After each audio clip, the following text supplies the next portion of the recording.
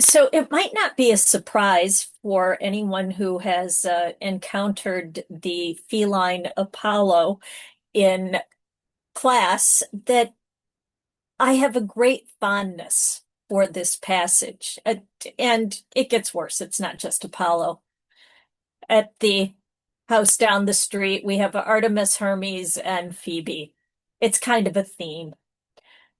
So the concept of Paul standing in front of the Areopagus, presenting the Christian message, is one that I find really compelling. I d But to really dive into it, we probably need to look a little bit earlier in Acts and remember, as we've worked our way through this in the course of the season, Paul has been making the rounds through Greece, but he's focused his ministry in the synagogues that have been established as part of the Jewish diaspora.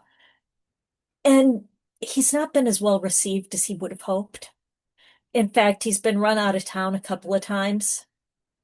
So he's ended up in Athens, which, even though it is Roman occupation and Athens is much subdued, it is still the intellectual and cultural and in some ways political center of, of the empire.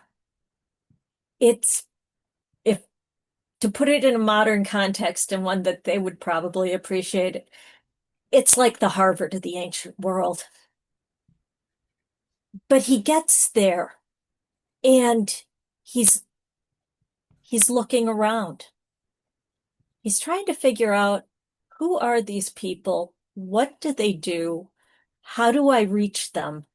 Because he's been living under occupation for a long time. He knows that Athens is an important place, that this is considered to be the place of learning. And yet, here he is, and there are all these shrines and statues. And from the description we have here, it sounds like we've got a bunch of bathtub Marys.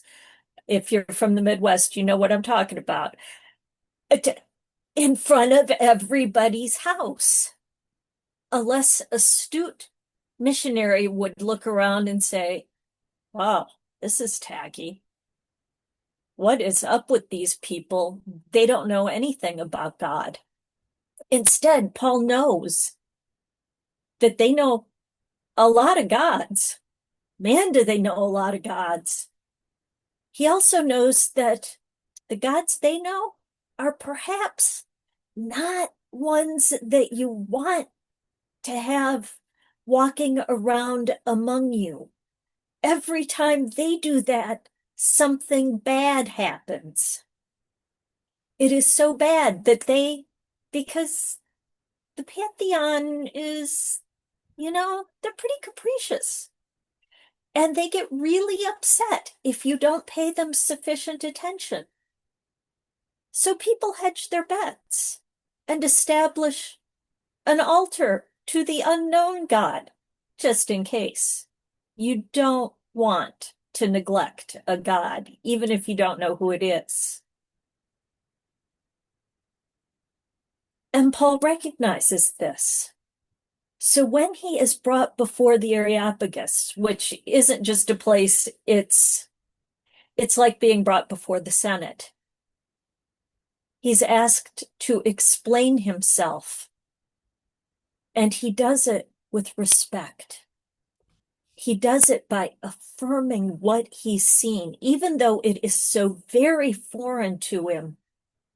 He affirms that these are a deeply religious people. And he goes on to explain that he's not offering something new. He's offering something already known, but that they have not yet understood or recognized. I say, when he's in front of all of the intellectual leaders, and they think he's trying to introduce, they do not want more gods. They have enough. Paul recognizes this. Paul has done a solid contextual analysis, and he has tailored his message to the people he is now among. It is so very different than where he is from, where there would never be little statues of God. There's a commandment forbidding that. There are no graven images. But he's not going to tell them that they're doing it all wrong. He's going to say, hey, I see what you're doing. I understand where you're coming from. And I have something that might actually help you to understand and make sense of the world even more than this group that you've inherited. You don't have to throw them away completely. You can keep doing what you're doing for now while you're starting to learn that there's more.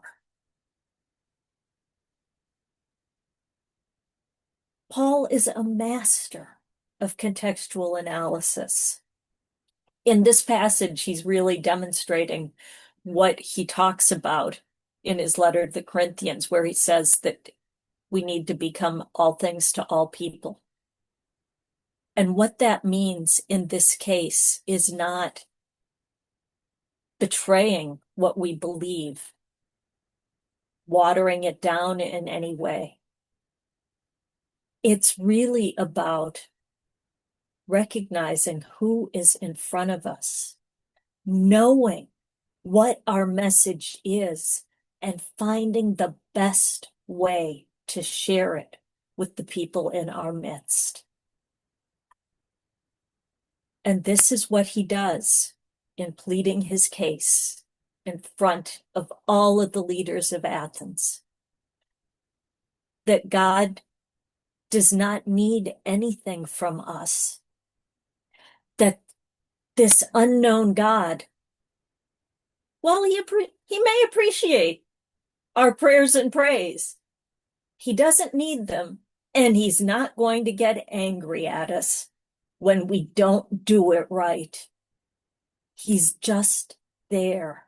The God that Paul knows is just there, waiting for us to notice,